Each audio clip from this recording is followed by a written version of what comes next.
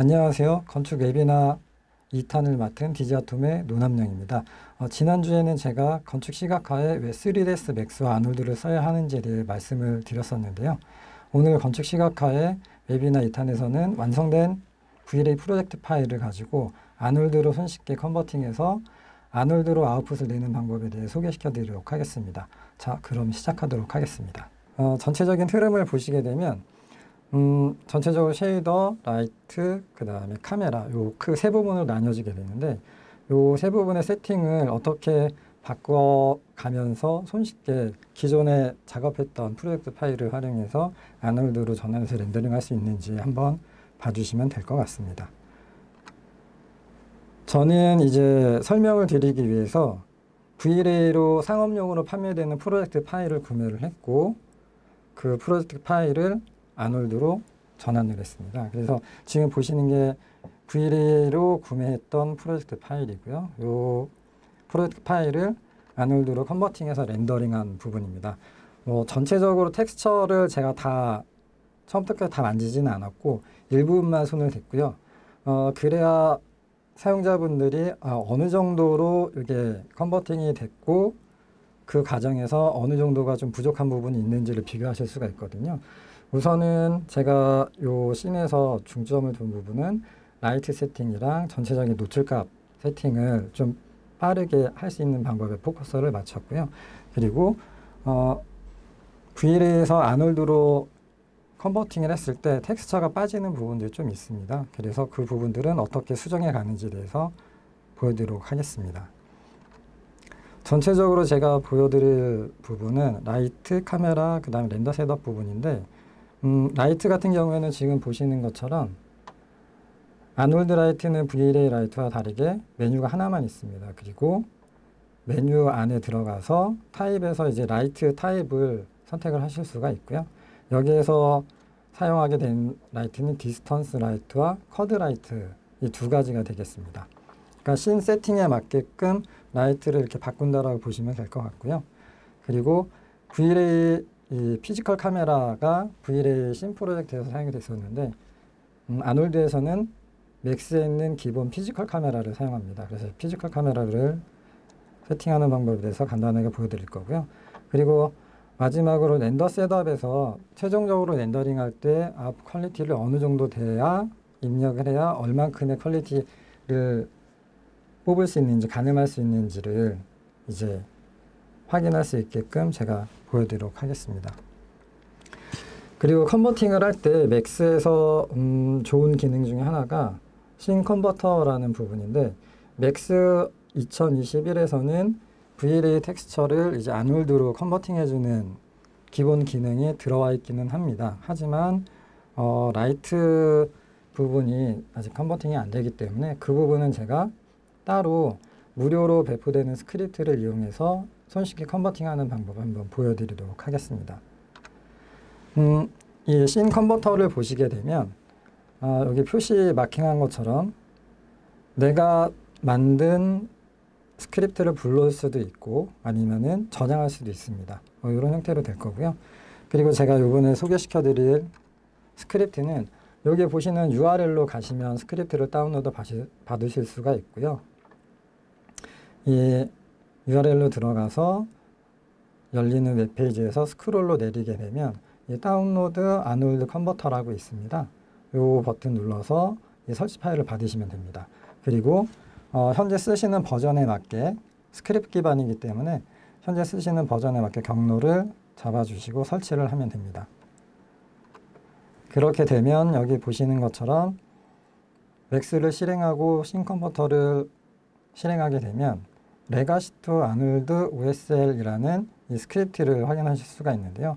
이 스크립트를 가지고 들어와서 사용을 하면 되세요. 그러면 여기 보시는 메뉴처럼 매터리얼 부분, 그 다음에 맵스, 그리고 라이트 부분 이렇게 크게 세 가지로 컨버팅을 스크립트를 통해서 할 수가 있습니다.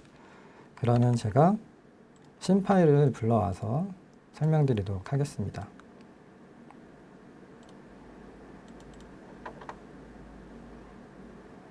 지금 제가 가지고 들어온 이 씬 같은 경우에는 Vlay로 작업이 되어져 있습니다. 아까 말씀드린 것처럼 저는 이 Vlay 프로젝트 파일을 구매를 한 거고요. 여기에 이제 신 파일을 한번 살펴보도록 하겠습니다. 라이트 같은 경우에는 다 Vlay 라이트죠. 그리고 Vlay 피지컬 카메라고요. 그리고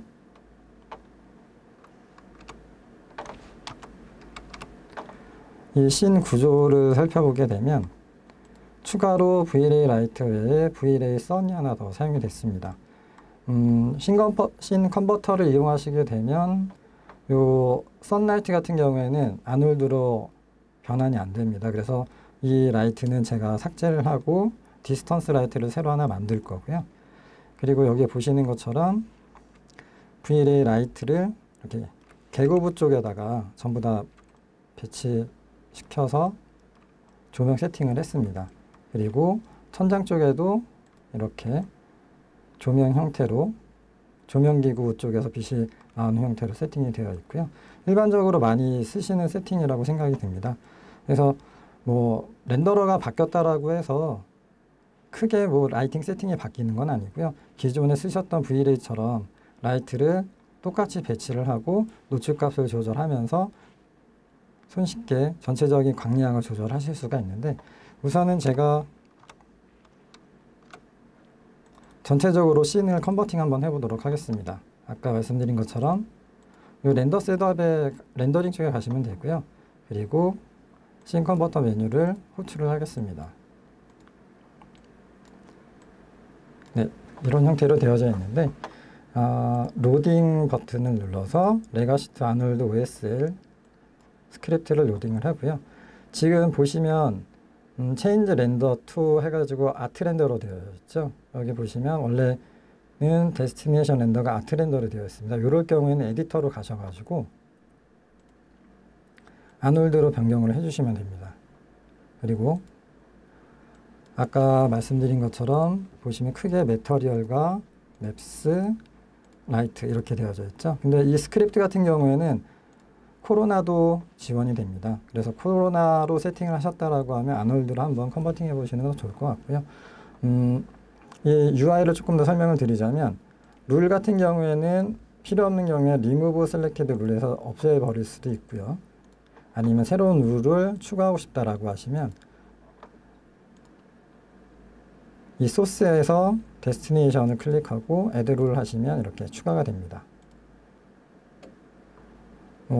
지금 보시는 것처럼 스크립트 같은 경우에는 현재 씬 세팅에 맞게끔 자동으로 원소스를 타겟팅 되어 있는 렌더러로 컨버팅 해주기 때문에 굳이 이 부분이 있다고 해서 빼실 필요는 없고요. 제가 이 메뉴를 알려드리기 위해서 잠깐 설명을 드렸습니다. 그러면 제가 컨버팅을 하겠습니다. 이 스크립트 같은 경우에는 생각보다 빨리 전체적인 컨버팅을 해주고 있습니다. 그래서 굉장히 좀 좋은 것 같고요.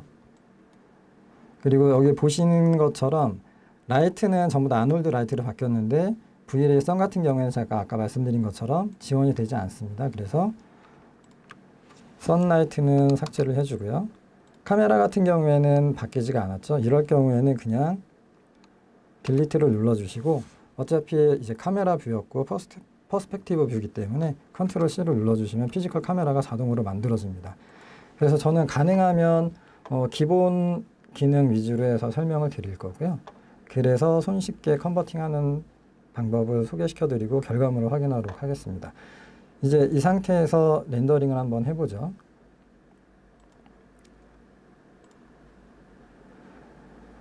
지금 컨버터 프리셋을 저장할 거냐고 물어보는데, 제가 아까 이쪽 보시면은 룰을 바꿨기 때문에 그 룰을 바꾼 걸 저장하겠냐고 물어보는데 저는 저장하지 않겠습니다. 그리고 아놀드 렌더에서 테스트이기 때문에 사이즈는 좀 작게 줄여주고요. 그리고 결과물을 조금 빨리 보여드리기 위해서 이 카메라 샘플 값을 한 단계만 낮추겠습니다. 그리고 제가 렌더링을 하겠습니다. 일반적으로 다른 렌더러에서 또 다른 렌더러로 컨버팅을 하게 되면 지금 보시는 것처럼 일반적으로 텍스처 쪽으로 오류가 굉장히 많이 뜹니다. 그런데 아놀드 같은 경우에는 지금 보시는 것처럼 어떤 부분에 오류가 났는지 이렇게 메시지가 나옵니다. 근데 가장 많이 나오는 메시지가 지금 시스템 탭 쪽 렌더 세팅에서 시스템 탭 쪽에 있는 레거시 3ds 맥스 맵 서포트라는 부분을 한번 시도해 봐라 라는 메시지가 나오죠. 그래서 제가 시스템에 있는 레거시 3ds 맥스 맵 서포트 이 부분을 켜주겠습니다. 그리고 다시 에러 메시지 창 클리어 해놓은 상태에서 어떤 또 오류가 올라오는지 한번 보도록 하죠. 렌더링 하겠습니다.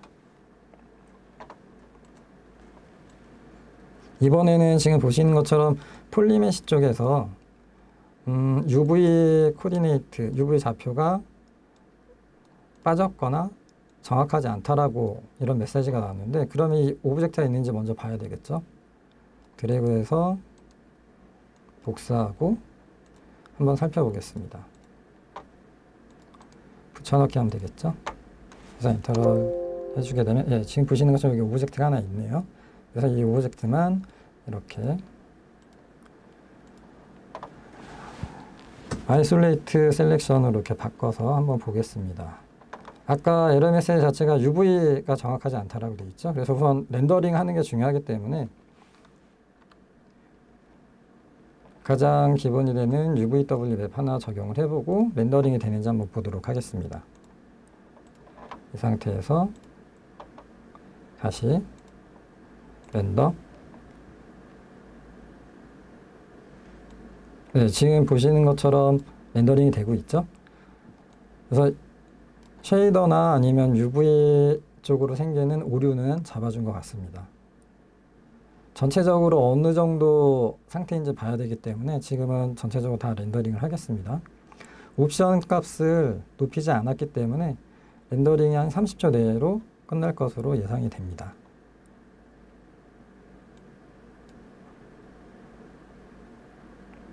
네, 렌더링이 되었죠. 아놀드 같은 경우에는 액티브 쉐이드 모드가 지원이 되기는 하는데, 제가 지금 보여드리는 프로젝트 파일은 이미 내가 작업했던 파일을 V-Ray 프로젝트 파일을 아놀드로 변환을 컨버팅을 하는 과정이기 때문에 전체적으로 어떤 텍스처가 썼고 어떤 조명을 썼는지 알고 있다라는 전제 하에 지금 보여드리는 거기 때문에 따로 액티브 쉐이드 모드로 하는 게 아니라 부분 필요한 부분만 빨리빨리 수정하는 형태로 해서 결과물을 렌더링하는 형태로 제가 진행을 해볼게요. 지금 여기서 화면을 보니까 라이트 쪽에 메시 형태로 이렇게 렌더링이 되네요. 그렇죠? 그러면 제가 라이트만 한번 살펴보도록 하겠습니다. 아놀드 라이트 보시면 지금 보시는 것처럼 라이트 쉐입 비저블 옵션이 켜져 있네요. 그렇기 때문에 렌더링을 하실 때 이 라이트 자체가 메시 형태로 보여지는 거겠죠. 그럼 제가 이 부분을 한번 하나씩 다 체크를 풀어서 꺼보겠습니다. 이렇게. 근데 지금은 뭐 한 20여 개 정도 되는데 요거를 제가 일일이 다 보여드리는 것보다는 제가 여기까지 미리 저장해 놓은 파일을 이렇게 가져오도록 하죠.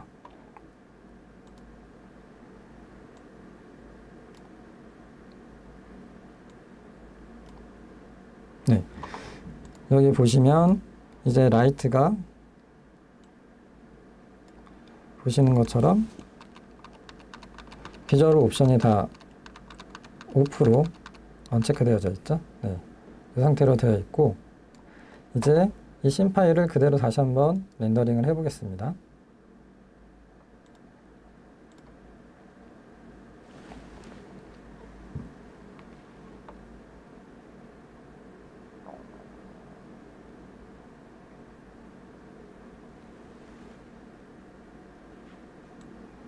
지금 프리뷰를 먼저 렌더링하고 그 다음에 프로덕션 렌더를 하게 되는데, 프리뷰 렌더에서 봤을 때도 보면 이제 메시 형태로 보였던 라이트가 보이지가 않습니다.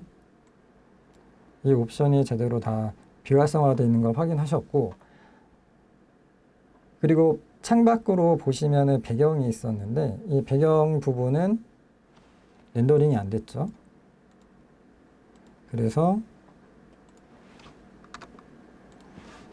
다시 탑뷰로 가서 보면 아무래도 요 스크린으로 스크린맵 처리되어 있는 부분에서 좀 텍스처가 문제가 있는 것 같아요. 이 부분은 텍스처 수정하면서 같이 한번 볼 거고요. 그럼 여기에다가 라이트를 하나 더 만들겠습니다. 프로젝트 파일 처음 불러왔을 때 보면 Vray 선라이트가 있었죠.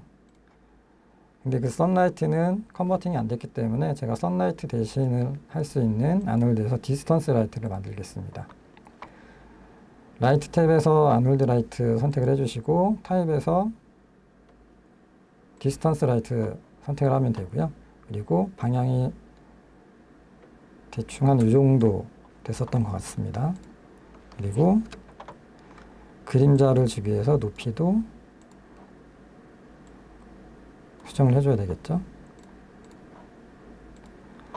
라이트 기본적으로 만들어주게 되면 기본값이 보통 1인데 아마 이 Vray 프로젝트 파일을 컨버팅하면서 기본값 설정이 좀 바뀐 것 같아요. 그래서 우선은 1로 놓고 익스포즈 컨트롤 같은 경우는 기본값이 8이긴 한데 이 값도 1로 일단 맞춰 놓겠습니다. 한 기준을 잡아서 이제 범위를 좁혀가는 게 좋은데 저 같은 경우에는 항상 1 정도 놓고 시작하는 편이고요. 이 부분은 사람마다 좀 세팅하는 방법에 따라서 좀 다르지 않을까 싶습니다. 그리고 제가 렌더링을 해서 전체적인 그 광량 상태를 봤었는데 이번에는 렌더 셋업에서 스크롤 롤아웃 메뉴에 있는 Environment Background and Atmosphere라는 부분이 있는데 이 부분을 클릭해 주시면 지금 보시는 것처럼 이런 창이 나옵니다. 이 창 같은 경우에는 렌더링에서 단축키 8번 눌러주셔도 되세요. Environment인데 이 창은 굉장히 익숙하시죠? 그런데 이 부분에 익스포즈 컨트롤이라는 부분이 있습니다. 제가 전 시간에도 설명을 드렸지만 익스포즈 컨트롤 가지고 전체적인 노출 값을 핸들링 하시면 굉장히 편합니다. 지금 보시는 것처럼 라이트가 굉장히 많이 있을 경우에 하나하나 다 해주셔도 되지만 그게 좀 번거롭다, 난 퀵하게 좀 빨리 뭔가 결과물을 보고 싶다라고 하시면 피지컬 카메라라고 하는 이 익스포즈 컨트롤을 하나 추가해 주시면 돼요. 그리고 여기서 렌더링 하지 않고 렌더 프리뷰로 전체적인 광량을 한번 체크할 수가 있습니다. 렌더링 하는 것보다 확실하게 요 좀 작은 창으로 보시기 때문에 전체적인 광량이 어느 정도 되는지 확인하실 수가 있고 그리고 여기서 좋은 게 뭐냐면 여러분들이 자동 카메라 쓰실 때 이 노출이 빛의 강약에 따라 자동으로 좀 조절되시죠? 그런 것처럼 여기에서 노출 값을 지금 밝기 때문에 마이너스로 한 5 정도로 한번 해보죠. 그러면 전체적으로 좀 어두워집니다. 그리고 마이너스 3, 네, 이 정도. 아니면 조금 더 밝게 주겠다. 마이너스 2.5. 네, 한 이 정도로 한번 해보죠. 이렇게 해놓고 다시 제가 렌더링을 해보겠습니다.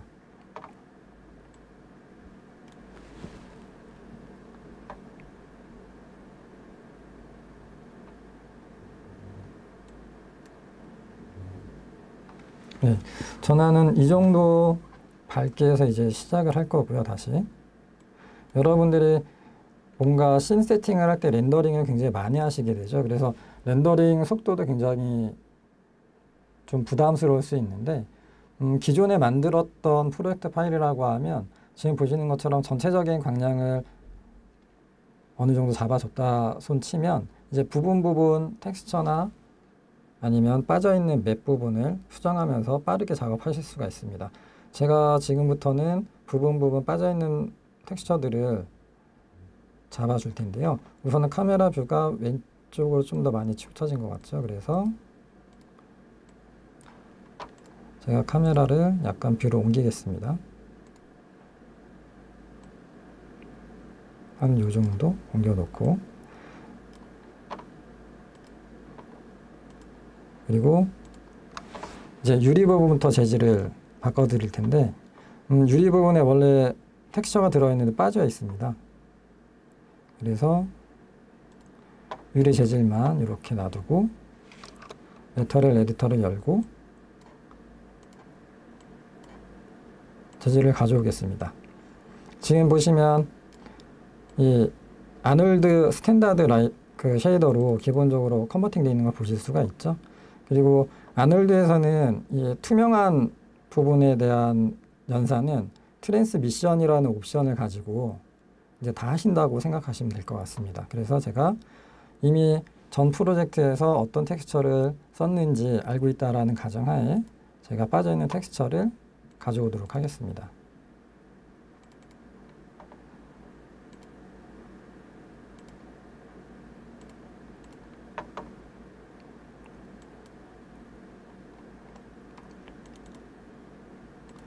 여기 보시면 이런 패턴이 유리에 들어가는 형태로 이미지가 있고요. 이 이미지를 트랜스미션 컬러에도 이렇게 넣어주겠습니다. 그리고 값을 넣어놔주고요. 지금 보시는 것처럼 프리뷰로 이런 형태의 패턴이 들어가겠죠. 그래서 꺼주고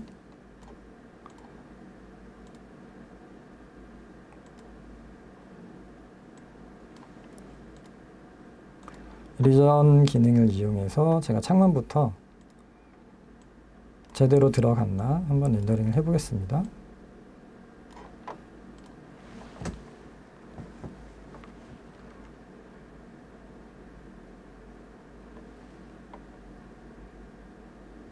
네, 이제 지금 보시는 것처럼 이렇게 원래 있던 패턴이 잘 들어갔죠. 그래서 아놀드에서는 여기에도 보시면 트랜스미션이라는 렌더 셋업의 옵션이 있고, 그 다음에 쉐이더에서도 트랜스미션이라는 부분이 있습니다. 이 트랜스미션을 가지고 투명도 부분을 핸들링 해주시면 될 것 같습니다. 그리고 그런 다음 이제 제일 많은 부분이 바닥이랑 창문 쪽에 있는 배경인데, 제가 이번에는 바닥을 한번 선택을 하고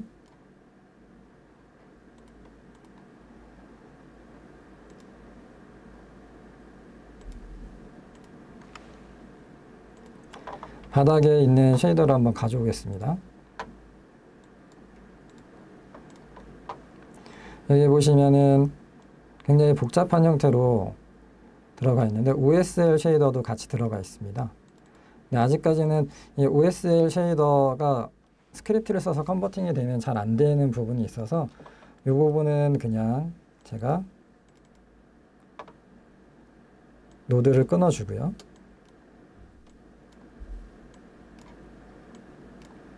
네. 그리고 러프니스 값으로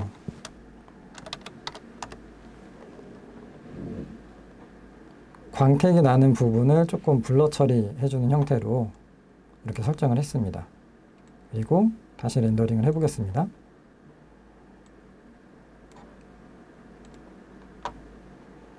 역시 리전 기능을 이용을 할 거고요.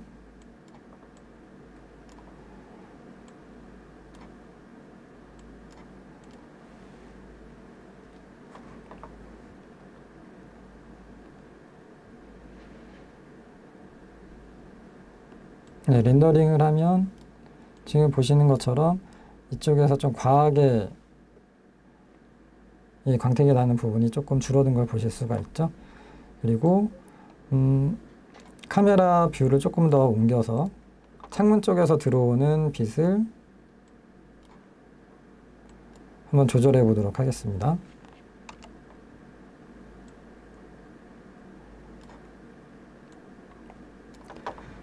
외부에서 들어오는 그림자가 만들어지는 라이트는 여기 보시는 것처럼 디스턴스 라이트로 제가 했었고, 기본값을 1 정도로 해놨습니다. 요 값으로 해서 그림자가 어떻게 떨어지는지 한번 다시 보도록 하겠습니다.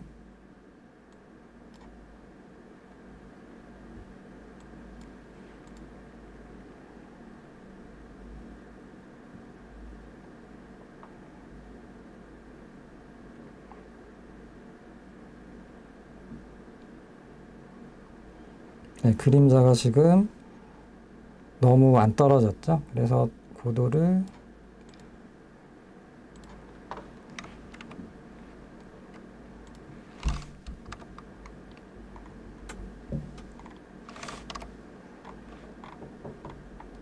네, 너무 높으니까 조금 낮춰 놓고요. 그리고 뷰를 바꾼 김에 배경으로 사용했던 요 맵도 같이 한번 바꿔보도록 하겠습니다. 헷갈릴 수 있으니까 이 부분은 지우고요.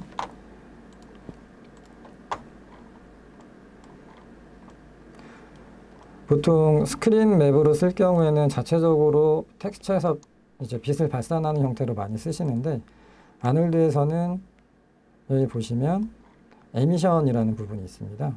보통 파티클을 에미터라고 많이 부르는데 방사체 형태로 뭔가 퍼뜨려주는 형태죠. 그래서 에미션이라는 의미로 빛을 발산해주는 형태로, 그런 의미로 이렇게 이름이 지어진 것 같은데요.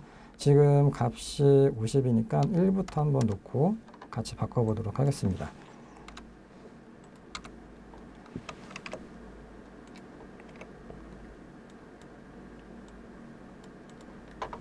이전 기능으로 다시 렌더링을 해보겠습니다.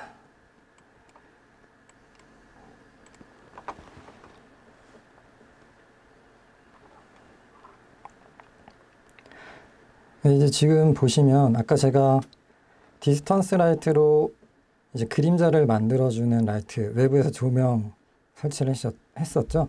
지금 보시는 것처럼 여기에 보면 창문 쪽에서 들어오는 그림자가 만들어졌고요. 지금 그림자와 빛의 밝기를 조절하시려면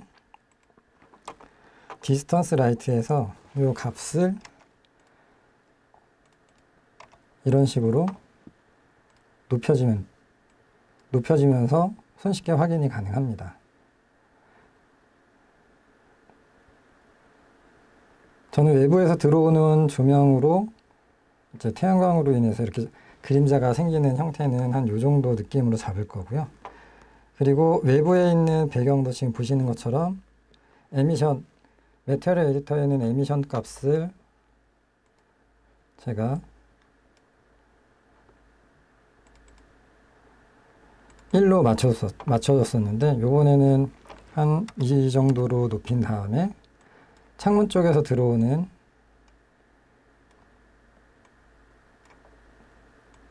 배경을 한번 다시 렌더링 해보도록 하겠습니다.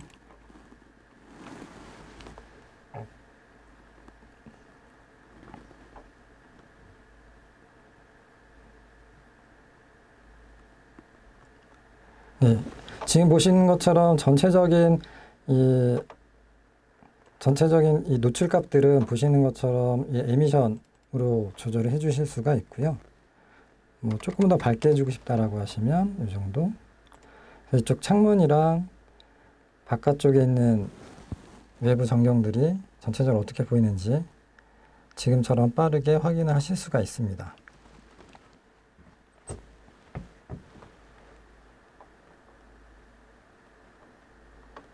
네, 이제 전체적인 느낌은 이런 식으로 잡았고요. 그러면 이제 이전 기능이 아니라 렌더링을 전체적으로 한번 해보도록 하겠습니다.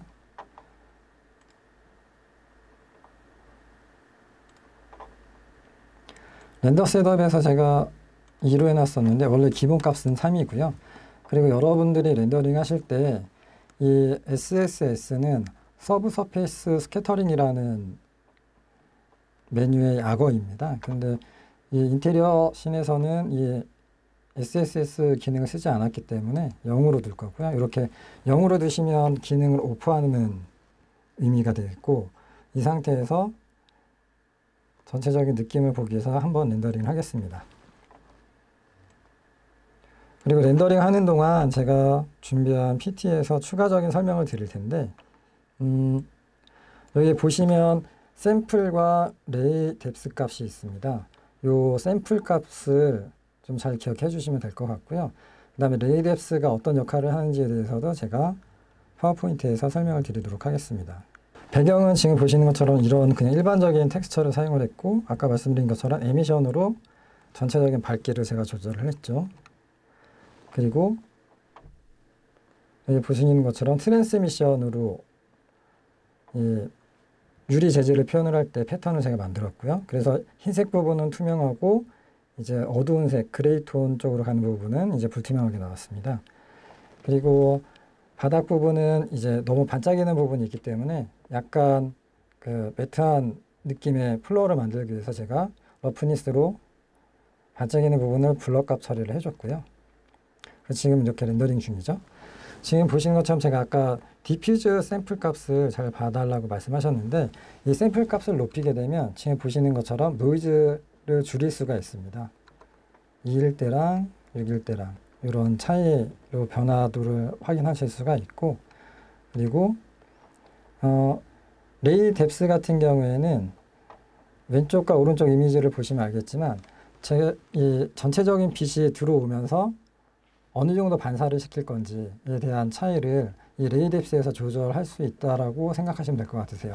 그래서 기본값으로 놓게 되면 그냥 지금처럼 거의 확산되는 반사 없이 렌더링이 되는데, 이제 4 정도 놓게 되면 지금 보시는 것처럼 이 정도 느낌으로 자연스럽게 빛이 조금 더 반사가 되면서 밖에 있는 햇살이 좀 강하게 들어오는 느낌으로 실내를 이제 연출하실 수가 있는 거고요.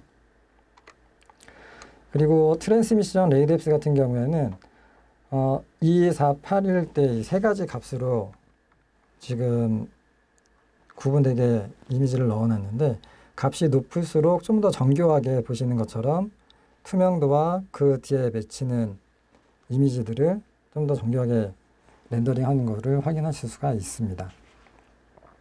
이제 렌더링이 됐는지 한번 볼까요? 네, 지금 보시는 것처럼 한 1분 19초 정도로 해서 지금 보시는 것처럼 이 정도의 느낌으로 렌더링을 하게 됐는데, 기존에 있던 프로젝트 파일을 이제 아놀드로 가지고 와서 비교를 하고 싶은 경우가 굉장히 많이 있으실 거라고 저는 생각이 듭니다. 그렇기 때문에 지금 보시는 것처럼 스크립트를 이용을 해서 아놀드로 컨버팅을 해주시고, 이제 내가 어떤 작업을 했는지 알기 때문에 어떤 맵이 빠졌고 그 다음에 어떤 맵들이 지금 제대로 안 들어졌는지 확인하실 수가 있기 때문에 그런 부분들만 부분 렌더링해서 지금처럼 이렇게 빠르게 컨버팅해서 최종 결과물을 확인하실 수가 있습니다. 그리고 최종적으로 렌더링 할 때는 이 값들을 높여주시면 되는데요. 뭐 한 5에서 6 정도로 높여서 렌더링을 하시면 노이즈, 지금 보시는 이 노이즈들을 대부분 잡으면서 렌더링을 하실 수가 있습니다. 그리고 아놀드 렌더에도 이런 노이즈를 줄여줄 수 있는 기능들이 있는데, 여기 보시면 렌더링 쪽에 샘플 값이 있습니다. 이 샘플 값들을 지금 기본값이 인류되어져 있는데 이 값들을 한 5 정도로만 높이시더라도 렌더링 속도 대비 노이즈를 좀 많이 줄일 수가 있습니다. 제가 전체적으로 이 노이즈를 줄이기 위해서 샘플 값을 줄이지 않은 이유는 우선 기본 값으로 했을 때 어느 정도 되는지 여러분들이 보시는 게 그래도 감을 좀 처음에 잡기가 좀 좋을 것 같다라는 생각에서 기본값으로, 가능하면 기본값 위주로 설명을 드린 거고요. 그리고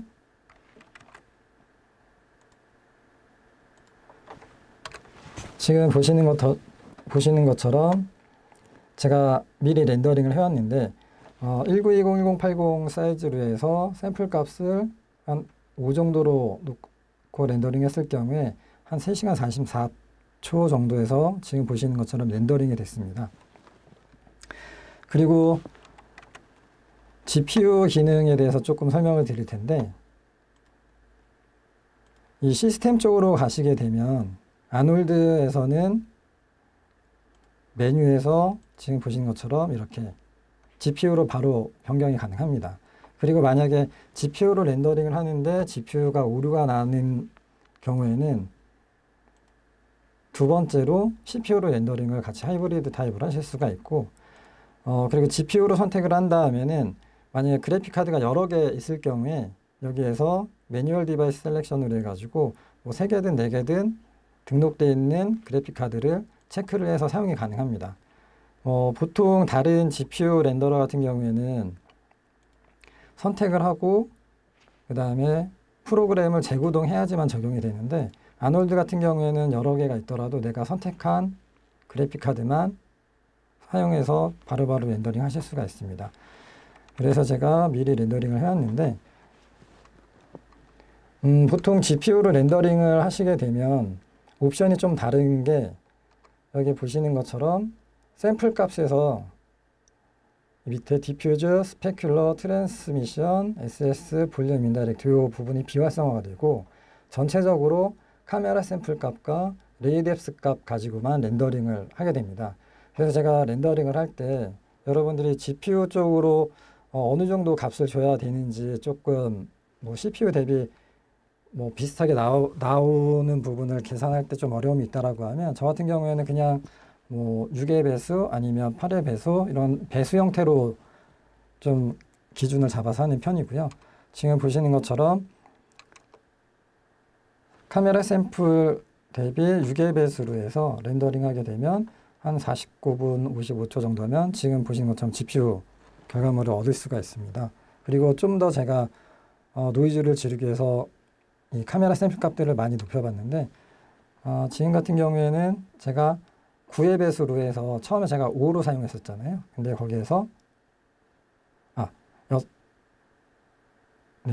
좀 더 높여서 10배수 정도 되겠네요. 10배수 정도 해서 렌더링 하게 되면 1시간 44초 정도 해서 지금 보시는 것처럼 노이즈도 많이 줄이고 이런 결과물을 확인하실 수가 있습니다. 여러분들이 이제 렌더러를 쓰실 때 아놀드 같은 경우에는 GPU도 지원이 되고 CPU도 지원이 되는데 현재 쓰시는 시스템이 뭐 CPU가 조금 노후됐고 그 다음에 뭐 최근에 그래픽 카드만 좀 높은 사양으로 지포스의 높은 사양으로 바꿨다라고 하면 지포스 그래픽 카드 가지고 렌더링 해보시는 것도 좋을 것 같으세요.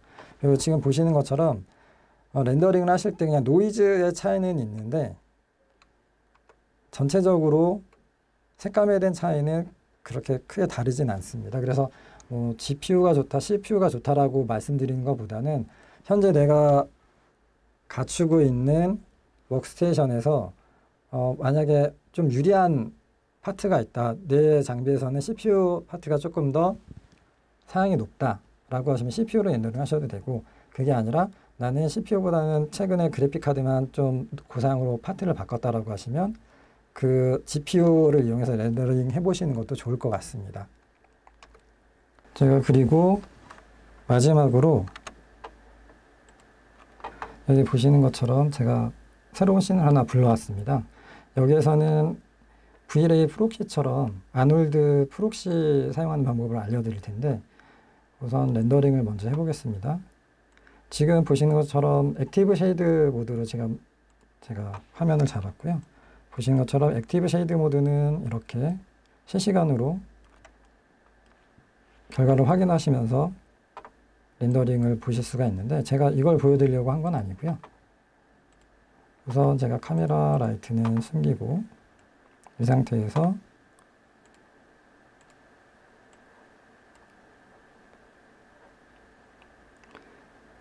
이 자동차만 선택을 했습니다. 그리고 이 자동차만 프록시 형태로 저장을 한번 해보겠습니다.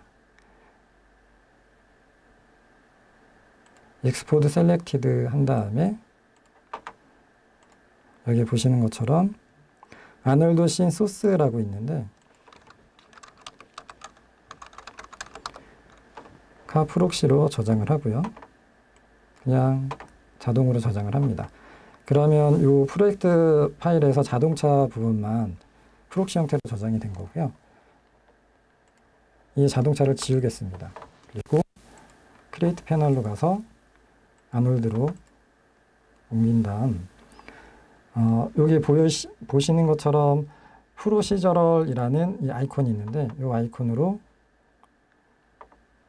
제가 조금 전에 내보냈던 자동차 프록시 파일을 로딩을 합니다. 그리고 클릭해 주게 되면 지금 보시는 것처럼 바운딩 박스 형태로 보이게 되는데 렌더링을 하게 되면 지금 보시는 것처럼 이렇게 데이터를 좀 경량화해서 외부로 빼놓은 형태이기 때문에 전체적으로 프로젝트를 구성을 하실 때 씬을 좀 라이트하게 가져가실 수가 있고 그리고 여기 보시는 것처럼 바운딩 박스로 되어 있긴 하지만 다양한 형태로 변경이 가능합니다. 그리고 똑같이 재질도 적용이 되기 때문에 보시는 것처럼 이렇게 렌더링이 가능합니다.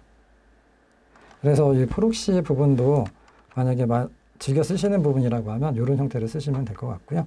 네, 오늘까지 제가 건축 시각화 1탄과 2탄을 통해서 3ds 맥스와 아놀드를 활용한 건축 시각화 제작 방법에 대해서 소개를 시켜드렸는데요. 오늘 진행된 웨비나를 들으시면서 궁금한 사항은 설문에 남겨주시면 개별 답변 드릴 수 있도록 하겠습니다.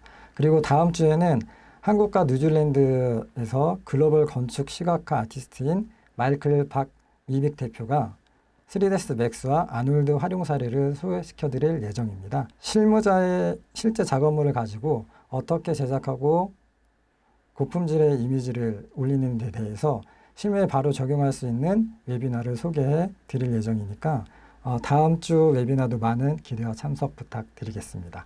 감사합니다.